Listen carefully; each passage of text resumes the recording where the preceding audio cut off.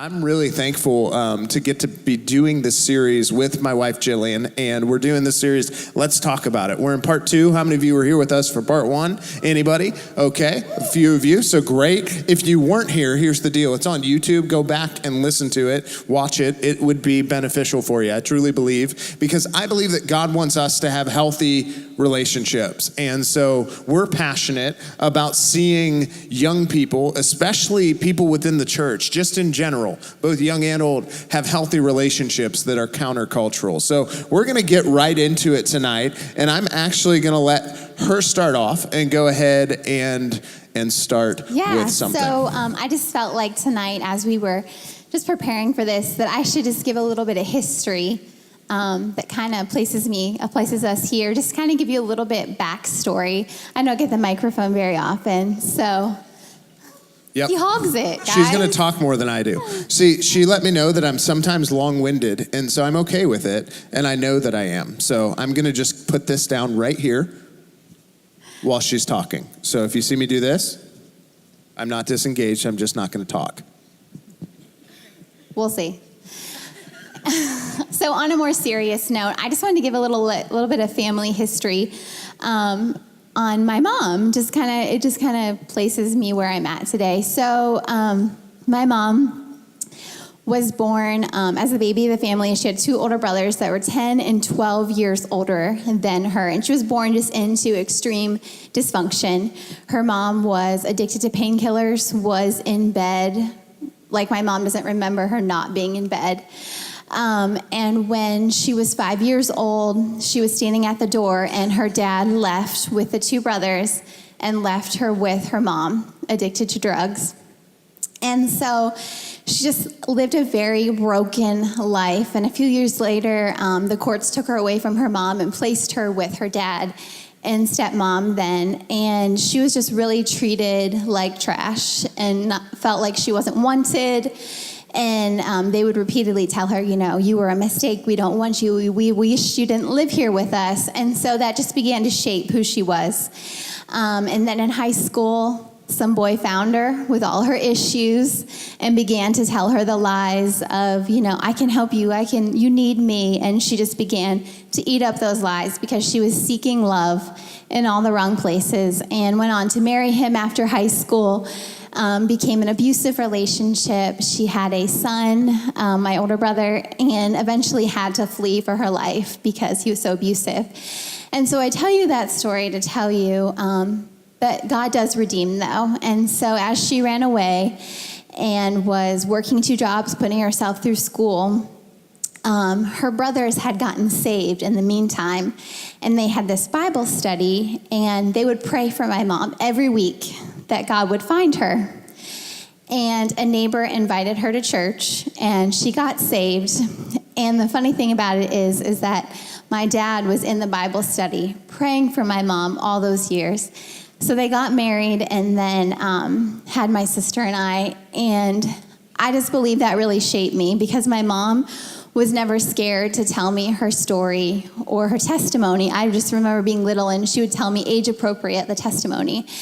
And so I just want you to know tonight that maybe your family isn't perfect, and maybe there's issues and there's divorce and abuse. I don't know what that looks like, but that doesn't mean that has to be your story. God can write your story differently for you. And so if you give him that control over your life in that area. So I just wanted to take a deep breath tonight. And as we talk about the 5 steps to a healthy relationship, maybe you haven't seen that modeled for you, but that doesn't mean that you can't have that.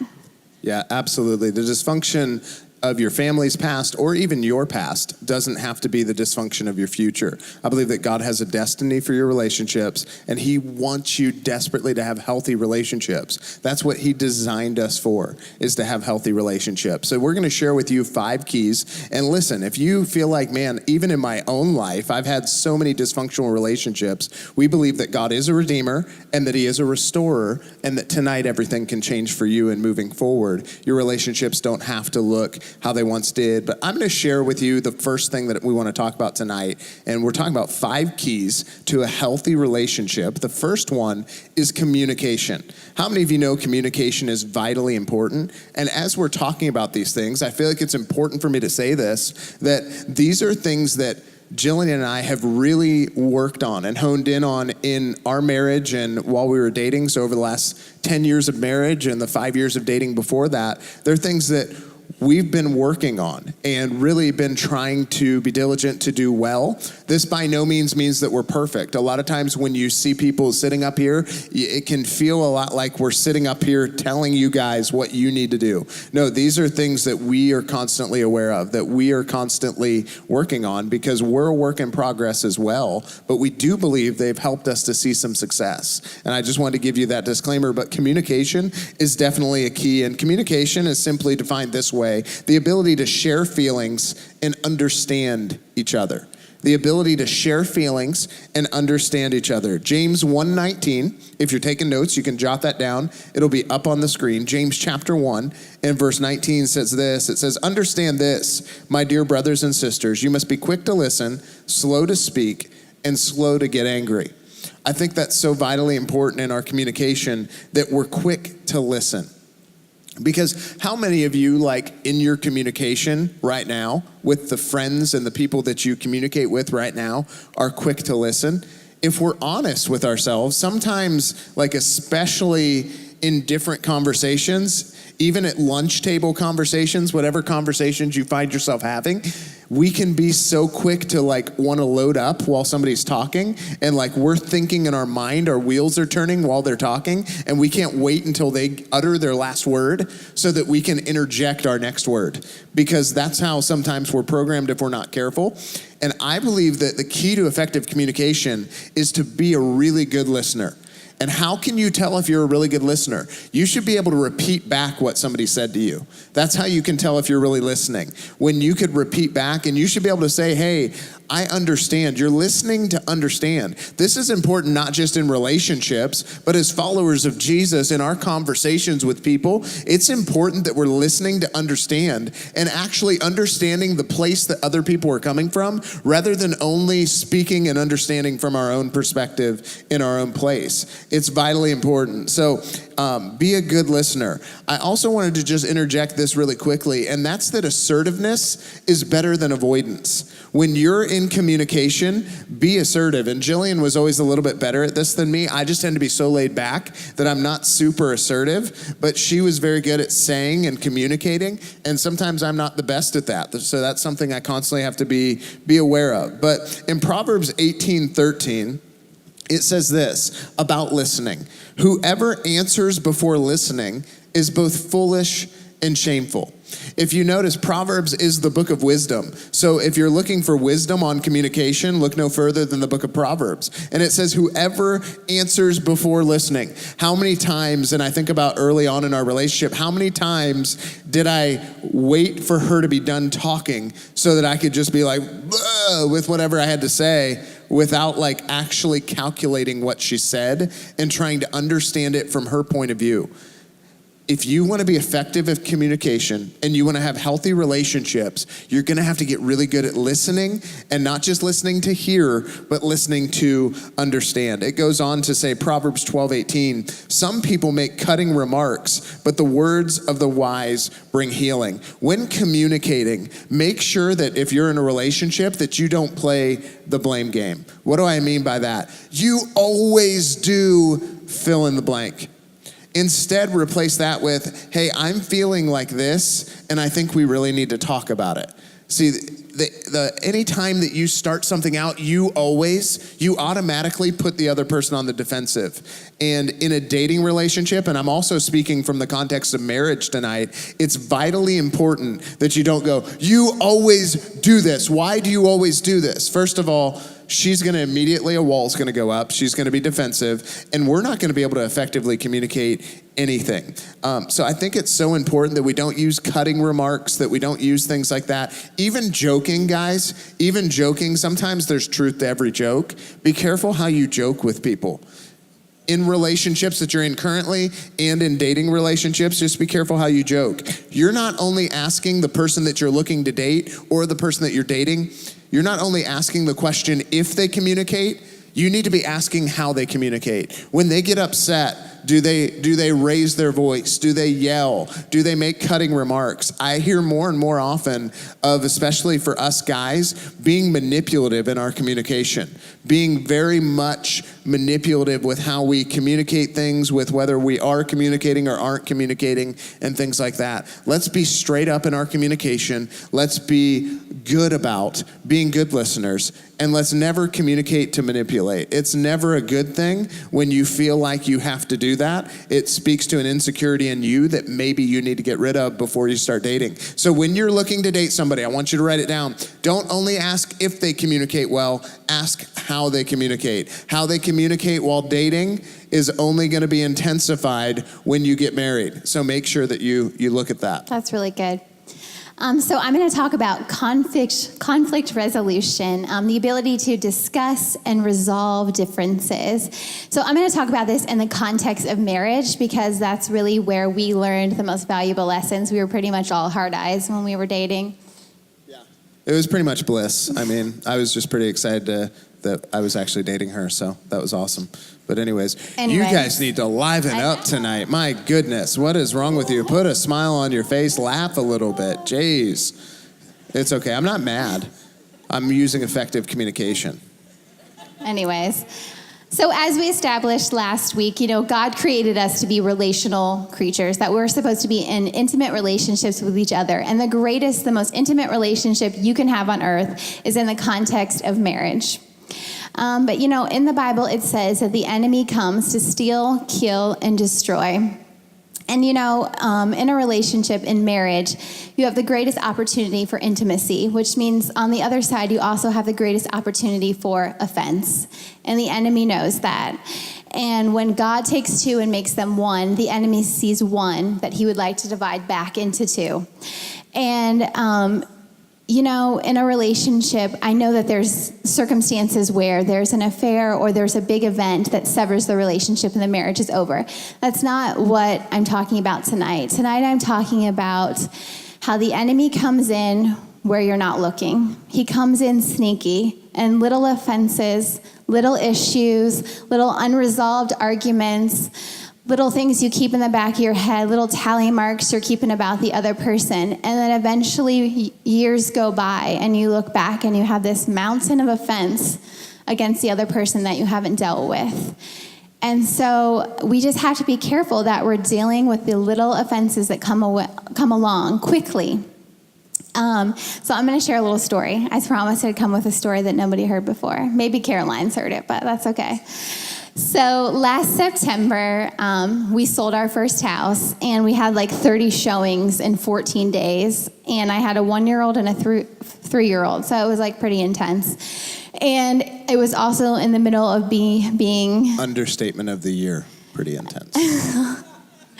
Also in the middle of me being in charge of our Flourish Women's Conference here, and Josh was about to leave for Love is Red Canada. So it was like pretty intense. And so we found out that we were closing and we had to be out of our house the day before he was leaving for Love is Red Canada. So I was like, okay, you be in charge of packing your stuff. I'm going to be in charge of everything else.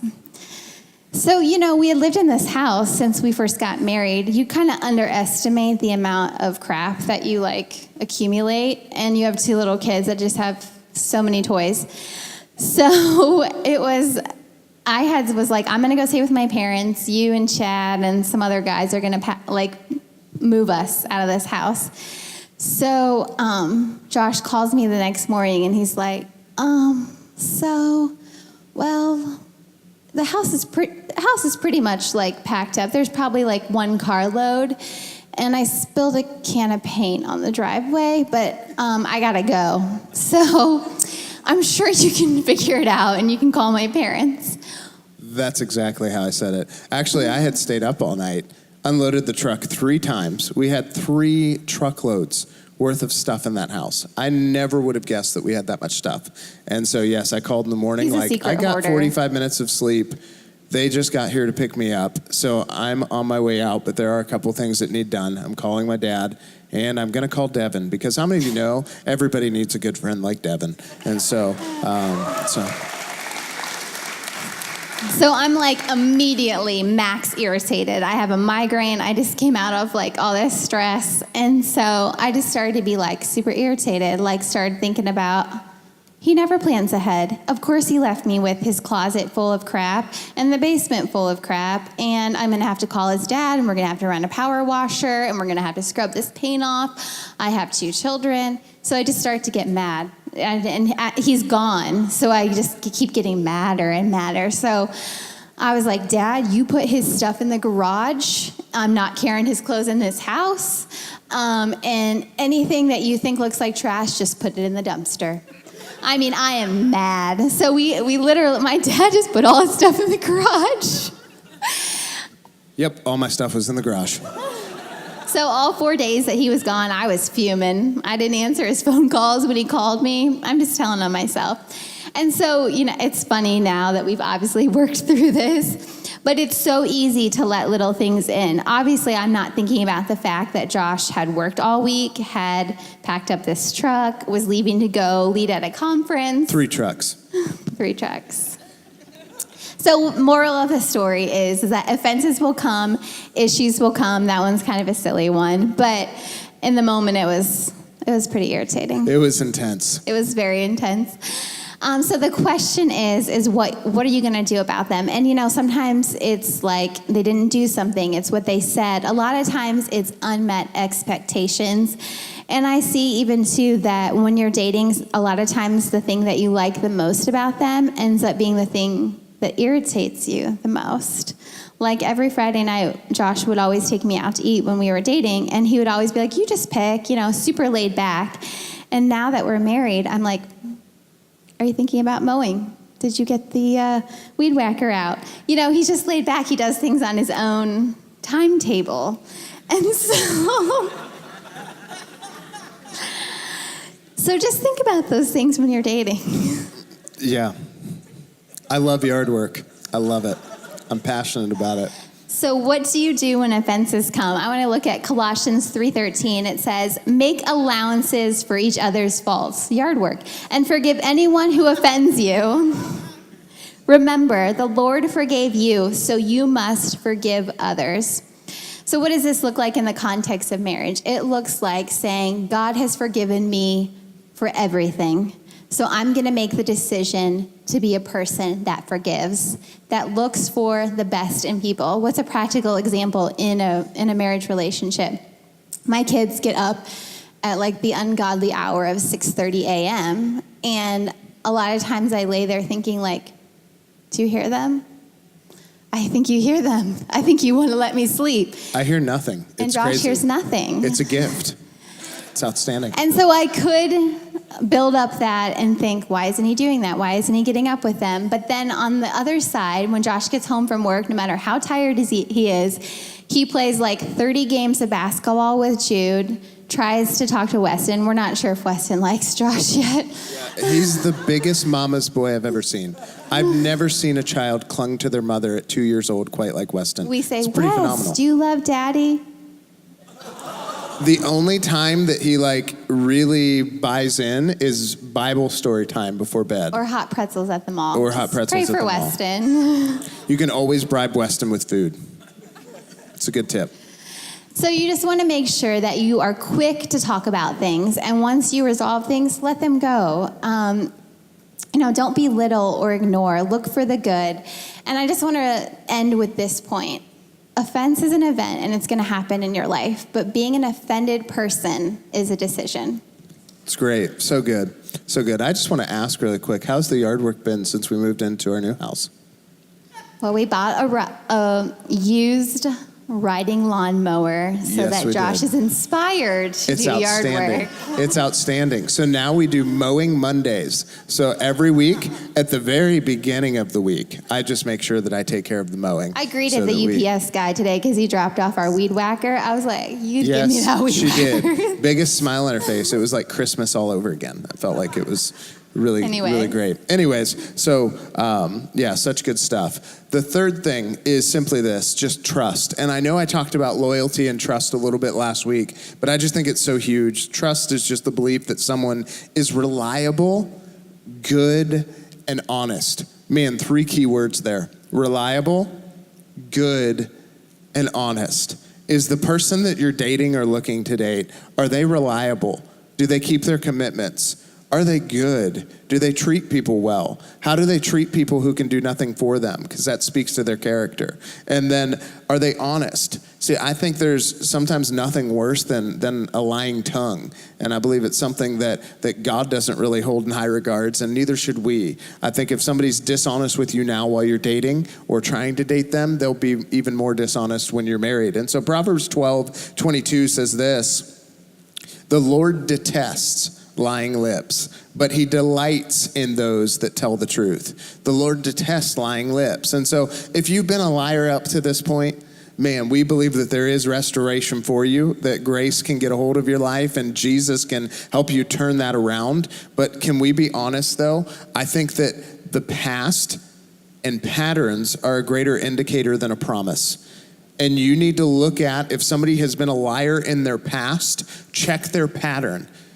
Have they changed their pattern of lying? Because I've seen people that I knew in high school that they were straight up liars. And now they still to this day are just the worst liars, and they'll lie about things that don't even matter. And it's like the weirdest thing I've ever seen. But like, if you're going into a dating relationship, make sure that you don't go off of a promise. Listen, I'm gonna tell on guys right now. Guys will promise anything. Guys will tell girls what they wanna hear to get what they want to get. And some of you guys are like, really? Like, I'm not like that. Well, I am overgeneralizing a little bit, but I also am a guy. And so one of our flaws can be that we speak and tell girls what they want to hear, and we give them the emotional so that we can get the physical. And that's something that I believe we should be countercultural in the church with, is that guys aren't looking to take anything from a young girl, but they're looking to add value. And to add value, you'll never cause a young girl to compromise. I think that's all about being reliable, being good, and being honest. So check the past, check their pattern, and if their pattern hasn't changed, don't believe their promise. It's so vitally important. Proverbs, again, we're looking in the book of wisdom, and that's why I'm going to Proverbs so much within this series and within this teaching. Proverbs 25:19 says, "Putting confidence in an unreliable person in times of trouble is like chewing gum with a broken tooth or walking on a lame foot." Neither one of those sound enjoyable. So we can just say this, that a reliable person is vitally important. Are they reliable? Do they keep their commitments now? Because again, it's one of those things. I believe that truly committed people, they stay committed even after the feeling that they first committed in leaves them, because they aren't moved by feelings. They're moved by a responsibility to, I'm going to stick to my commitments. I'm going to stay faithful to my word. And that's vitally important. Again, trust is the foundation of every healthy relationship. If you can't trust somebody in the context of a dating relationship, you aren't going to be able to trust them in a marriage relationship. If you can fully trust the person, they're a great candidate to be in a relationship with. I'm so thankful that in our journey that trust has never really been an issue. We've always just been able to trust each other. We've always been honest and upfront with each other, and that's one thing that I feel like we have done well, is been able to do that. Again, are they a faithful person? Here's a good way that you can tell if somebody's faithful. If they're serving in church and they're faithful to keep that commitment, if they're on time with that, if they have a job, are they on time to their job? Are they a hard worker? Do they have good work ethic? Because ladies, you need a guy that's going to be able to provide for you and have some good work ethic. And so those are some things just to look at when it comes to trust. And I know that kind of goes all over the spectrum with trust, but I think that comes back to just being a reliable, good person. So challenge for the guys in here, man, be a man of your word. Be a man who never causes regret in somebody else, in another person, in any of your relationships, but especially a dating relationship. I believe that love is always in the business of restoration and not regret. And so are you in the business of restoring things? Even if you find somebody, guys, if you find a young girl who has issues, who has insecurity, that you know you can take advantage of through communicating certain things, and you know you can tell her the things she wants to hear to get what you want, are you going to go ahead and do that? Or are you going to be in the business of restoring? Are you going to speak to her value? Are you going to point her towards Jesus and furthering her relationship? If the relationship that you're in currently doesn't cause you to love and serve Jesus more, then you should not be in that relationship. That's really good. I'm just going to talk about respect for a moment. And because we're created in the image of God, we are of value. And I really think that there's something deep within us that just affirms that we are people of dignity and respect, and that God's imprint is on our life. And when words and actions really affirm our worth, we feel respected. But when words are demeaning and tear down in actions, it makes us feel violated and disrespected. And so what does respect look like in the context of a relationship? I really think that respect looks like the attitude of looking at the other person and say, I acknowledge you as someone of extreme worth, that God has given you abilities and insight and talents and gifts. And because of that, I'm going to respect you, and I'm not going to criticize you and tear you down, but I'm going to honor the person that God has made you to be. And when we choose to have that attitude about the person, it paves the way for us to show them respect in our life. And respect doesn't mean that you agree on everything, because Josh and I, we certainly don't agree on everything. We agree on the important things, minus yard work. She said the first thing that she would do if she had a lot of money is hire a landscaping crew and get custom landscaping. I'm like, that is not the first thing that comes to my mind if we had a lot of money. I'm just going to be honest. It isn't. Oh. Any of you, are you that way? Like, first thing is yard work? Like, that's the first thing you think about? I grew up with a dad that, our yard was immaculate. Her dad is like a gardener, and he spends every, waking hour that he's not at work, it seems like, out in this garden doing yard work. And I just was like, I'm never going to be your dad. Okay, so that was a side trail. Apparently, we just wanted to talk about yard work tonight. We did. I'm excited about it. I can smell the grass. It's so great. Respect says we might not agree on everything, but I'm going to give you the freedom to be the person that God's created you to be. And I also think that respect looks like I'm not going to ask you to compromise the convictions that God's given you for your life. I'm not going to ask you to compromise your purity, because if a guy really respects you and honors you, he will not ask you to compromise in that area or pressure you. And so I really think that when you are two people that have mutual respect and you're looking out for the well-being of each other, and you can honestly look and say, what would be the best for the other person, that's when you'll have a successful relationship. Absolutely. And the last thing tonight, if you're taking notes, I want you to write this down, is shared values. Shared values. This is vitally important. And one of the things I'm so thankful about that we had right off the bat is both of our families raised us in church. So there wasn't a question about what we believe. And I just want to throw this out there really quick. I don't believe in missionary dating. It never works. The Bible talks about being unequally yoked, and it says don't do it. So I just feel like if you are a follower of Jesus, we should probably listen to the Bible as our kind of blueprint for how we date and who we date. And that would mean that it would exclude people who aren't followers of Jesus. And so if you're trying to missionary date, I believe you're setting yourself up to fail. It's much easier for somebody to pull you down and get you to lower your standard than for somebody else to pull, or you to pull somebody else up. And I use the example the one time we were talking about this of if I'm standing on this table, it's going to be much, which I wouldn't because it would break because it's from IKEA, but that's a side note. But if I were standing on this table, it'd be much easier for her to pull me down than for me to pull her up. It would just be much easier if it didn't break first. But anyways, it would be much easier. And so you need to know that in your relationships, that relationships are a lot like that. It's going to be easier for somebody to pull you down and get you to lower your standards than it's going to be for you to pull them up. But do you agree, if you're going to get married to a person, because we said we always date to marry, right? If you're going to get married to a person, then you need to know that they share the same spiritual beliefs that you do. You need to know that they value what you value. You need to know that they are passionate about some of the things that you're passionate about. Not everything. Like, for instance, things that don't matter. Like, I'm passionate about basketball. She's passionate about yard work. I want to watch the finals. She wants me to mow. And it's just a dilemma. And so, we have donuts tomorrow morning for soap day, so you should come out to that. I'm trying to be random right now to get your attention, but I think I have it now. So, shared values. You should have shared values. You should know that, like, how are we raising our kids? Who carries what roles within the relationship? Like for us, I do like the outside work.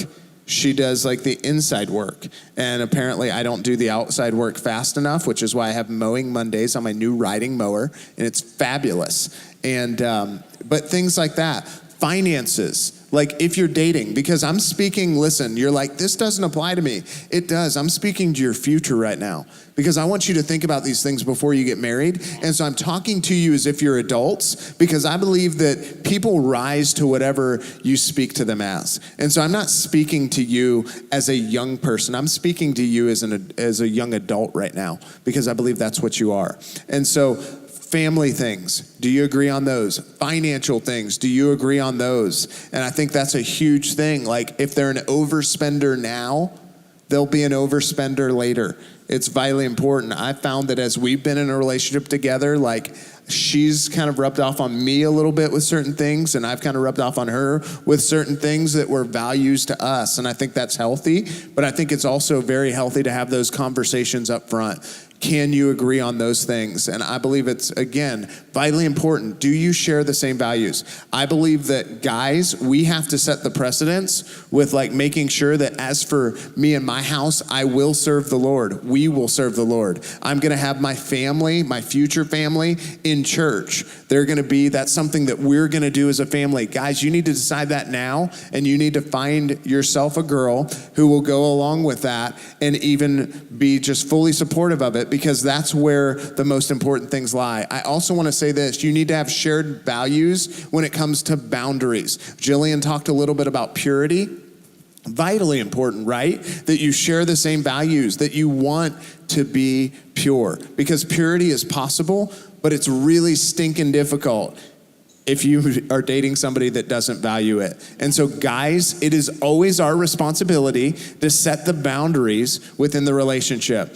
And you're looking at me like, are you serious right now? It is always, if you aren't man enough to set the boundaries before and while you're in a dating relationship, then you aren't at a point where you're ready to date. You aren't man enough to date yet. And so I believe that you have to sit down and set those boundaries. I would say even before you start dating somebody, you have to have boundaries for yourself. When you get into that relationship, communicate those boundaries together, because if you don't communicate them before the heat of the moment, guess what's going to happen?